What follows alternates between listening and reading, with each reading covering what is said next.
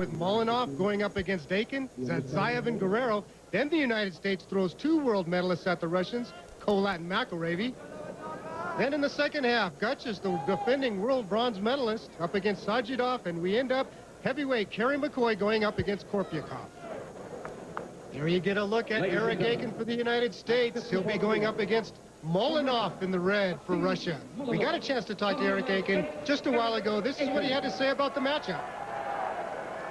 He likes to scrap around and roll a lot, and I like that. Doesn't really contrast my style. It helps my style. It's harder for me to wrestle guys that want to stay away from me and keep their hips way back, and he likes to grab and roll, and last time we did that, I caught him and pinned him when I was beating him, but it's going to be a good scrap. I'm just going to have to be smart and keep my head in it and wrestle hard.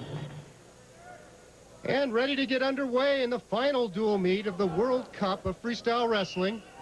It's Eric Akin in the blue for the United States and Maxim Molonov in the red for Russia. Big matchup for the U.S., Larry. The U.S. team needs to get one of these first 2 weights. They really want to nail down this team championship for the World Cup. Both athletes scrapping in the very center of the mat here, and it's Maxim Molonov in on Akin's leg, trying to get to the end of it. And he does succeed to get Eric Akin away from him and onto the mat for the takedown. Eric needs to be careful here. Molonov is really good with this West Point ride. He's turned a lot of guys this meet. Eric seems to be doing a good job countering. Well, his hips are way up in the air. He's getting too high. Oh, Molonov's taking him over. He's holding him now. Akin has to be careful he doesn't get the extra point. Akin's got a hold of the Russian's leg there. Is that going to help him out at all? Yeah, he's in good position for a reversal. There he goes. He'll get it now. Akin steps over that leg, and they fly out of bounds. I'm certain he's going to get the reversal on there. I doubt if there was anything extra left over there. Bruce Burnett, the national coach, is a little concerned because Akin is behind 4-1 at this point. Molonov got the turn and an extra point for holding Akin on his back. But Eric gets a chance on top here. Well, Akin's signature moves do occur on the mat.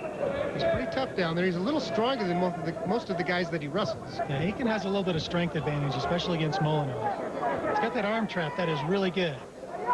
And he scores on the Russian. He gets his 2. He's holding Molonov for back points now. That was close, but he did hold him long enough. He got the extra point. So it ties it all up, 4-4. Eric Akin comes storming back here about midway through the first period of action at the World Cup of Freestyle Wrestling at the Patriot Center. I'm Larry Nugent. I'm joined here by Jim Shear, calling the action for you. Bruce Burnett giving Eric some encouragement. Bruce, the national coach for USA Wrestling. Akin has got to really get off to a good start here for the U.S. team. It's really important to set the momentum for the rest of the match. Both athletes seem to have slowed down just a little bit here. After 8 points in the first minute and a half, that's a lot of action here. A little calm after that opening storm. Akin and Molonov fighting for position, and it's Akin that shoots on the Russian all hill. He pulls his leg back. Now he's in on Akin. Yeah, Akin got caught with his weight on his foot there after he attempted to shoot. He's not in good position here. I think that'll be 2. The referee's not signaling it, but he did go over and expose his back. Well, it was clear to me that he got exposed. We'll let them sort all that out. It looks like Akin will get around behind him. There's a point for sure. Obviously a point for Akin, but if the mat judge and the mat chair confirm 2 on the earlier move, he'll get, Molonov will get 2 on that move. Akin goes to work on top. And you hear the whistle. They'll be brought back up to their feet for the final 23 seconds of the first period.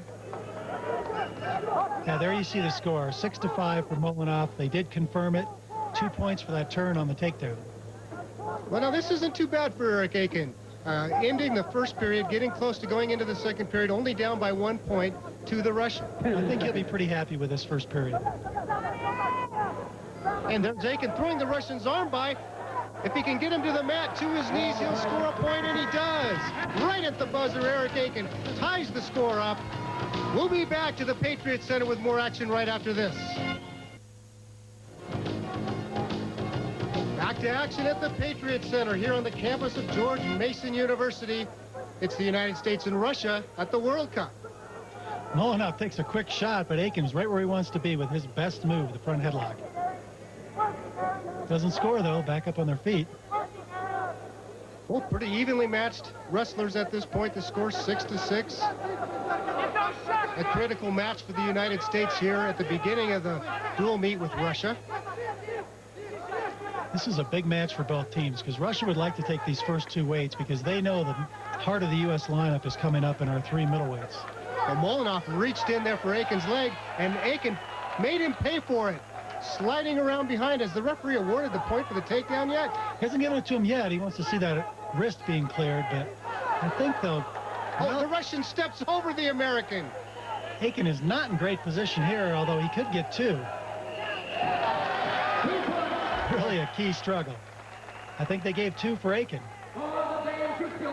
Well, this match has been going either way, back and forth. It looks like they still got to make a decision here on what the score is going to be. They make no decision at this point.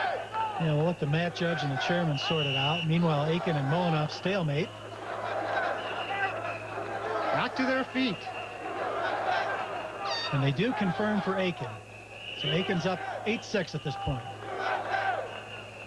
Well, now it's the Russian. He'll have to be coming after Akin with 1 minute and 40 seconds left in the first match here at the World Cup, United States and Russia.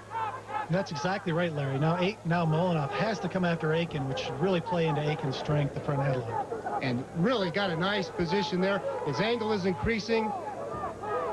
I don't see how the Russian can escape this. Erik looks like he should be able to score here, but we saw last time the Russian came out of it. Well, Molonov and Akin both have about the same amount of international experience. Molonov 5th in the World Championships in 1997, and Akin finally scores the takedown. Really gives a nice lead now. He's got a 3-point lead with 1 minute left in the match. Well, this is where he's dangerous on top, trying to force weight onto the upper arm of the Russian so he can trap it and score, but the referee brings him back to the center. Eric Akin for the United States. He's got a lead on the Russian, being coached by Anatoly Beloglazov. You just got to look at him. You've seen him through the years, haven't you, Jim? He's one of the best wrestlers. He and his brother Sergei coaching the Russian national team now. Two of the best wrestlers of all time for the Soviet Union, back in the days of the Soviet Union and their power days. Well, they needed to do a little bit more coaching at this point. Eric Akin for the United States has Molonov in trouble, and there he scores another takedown. That'll make the score 10-6. Eric Akin in control here. It looks like Erik will pull this win out. A big win for the U.S. to start this dual meet off. As we heard earlier, the last time these two got together, Akin actually pinned the Russian. But we'll take this 10-6 victory. Big win for Erik. He hasn't had a great World Cup, not what he would have liked, but this will send him off on a good note. And the crowd counts down. It's Eric Akin for the United States. And the U.S. crowd loves it. Mike MacArthur, the assistant World Cup coach.